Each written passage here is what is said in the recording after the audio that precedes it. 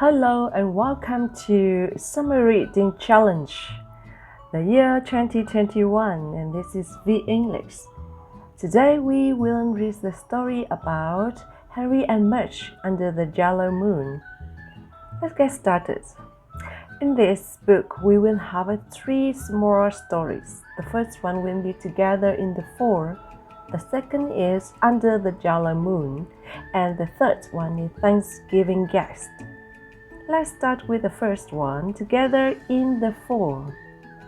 In the fall, Henry and his big dog Mudge took long walks in the woods.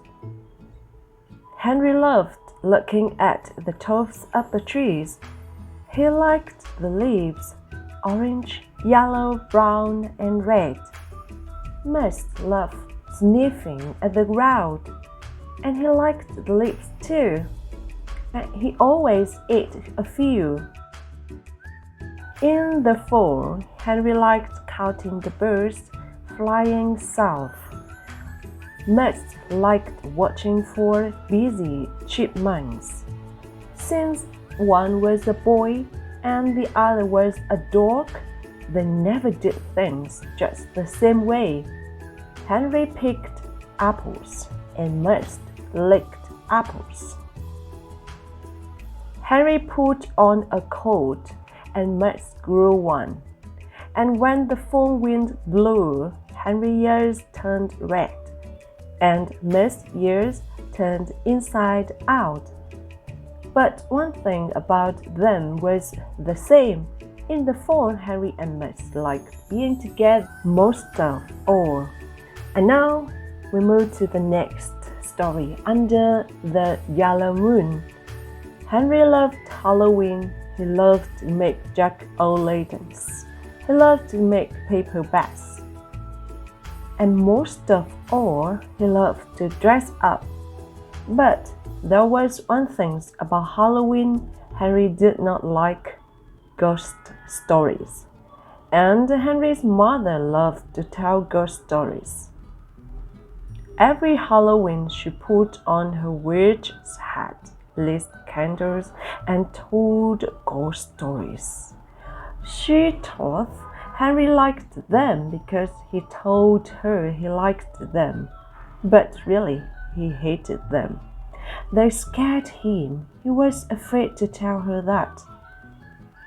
But this year Henry had Mudge. Mudge would be with him. Henry would not be afraid of the ghost stories. So Halloween night, Henry's mother put on her hat and lit her candles. She invited Henry and Mudge and some of Henry's friends to listen to ghost stories. It was dark outside and a big yellow moon was in the sky. It was dark inside except for the candles and one jack-o'-lantern. Henry got close to Mudge. On the floor, Henry's mother began. First, she told a story about a man who lost his head. Henry shook. His friends shook. Then she told a story about a cat in the graveyard. The candles made shapes on the walls. Henry shook harder. Then Henry's mother began telling a story about a pair of shoes that went looking for someone's feet. The shoes, she said, came out only at night, and they walked up and down the streets looking. You could hear them, she said softly. They went click, click, click. Henry's mother tapped her old shoes on the floor. Click, click, click, she whispered. But when she stopped tapping, Henry still heard something. Something in the room. Something in the room under the yellow moon. Henry held his breath. Wow, what was that? Something went click, click, click, but faster. Henry's whole body shook. It was like someone walking faster and faster. Click, click, click, click, click. What was it? Henry's mother bent down. Mudge, she said. Henry knew his mother was scared too, if she needed much. Mudge, she said again.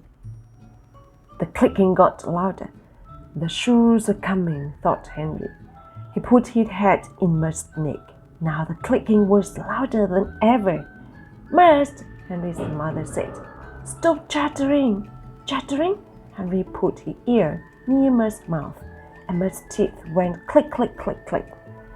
It wasn't a pair of shoes. It was Mudge, and was more scared of the yellow moon and the dark room and the witch's stories than anybody else.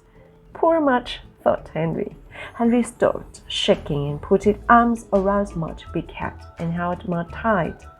Then they listened to the next story about a chair that rocked all by itself, but Mudge clicked all the way to the end. Okay, and this is the third story in this book, Thanksgiving Guest. In November, Henry's Aunt Sally always came. She came 1 week before Thanksgiving. She left 1 week after Thanksgiving. That is why Henry did not like Thanksgiving, because Henry did not like Aunt Sally. She talks too much, Henry thought. She eats too much, Henry thought. She hosts the TV, Henry thought. Henry wished Aunt Sally would stay home. Aunt Sally had not yet seen Henry's dog much. I bet she hates dogs, Henry thought. Oh, how he wished Auntie Sally would stay home, but she didn't. She came 1 week before Thanksgiving, right on time. Aunt Sally came into Henry's house. She was talking and talking and talking. She went right into the kitchen with Henry's father. Henry knew what Auntie Sally would be doing in the kitchen. Henry went in the backyard to find Mudge. Alas, Henry thought that Auntie Sally must be finished talking and eating, so he went back inside with Mudge. They walked into the kitchen. Aunt Sally was still eating. Good grief, she yelled. Henry and Mudge stepped back. I knew she'd hate dogs, Henry thought. Aunt Sally looked at Mudge. Good grief, she said again. But then she took a cracker off her plate.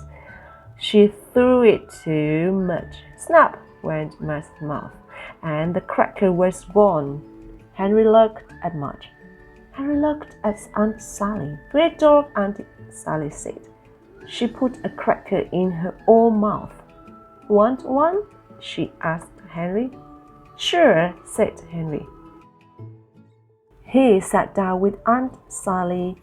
She still ate too much. She still talked too much, but all of her talk this time was about Mudge. And that was different. Aunt Sally talked about Mudge's sweet eyes. She talked about Mudge's strong chest. She talked about Mudge's soft fur. She talked about Mudge's good manner.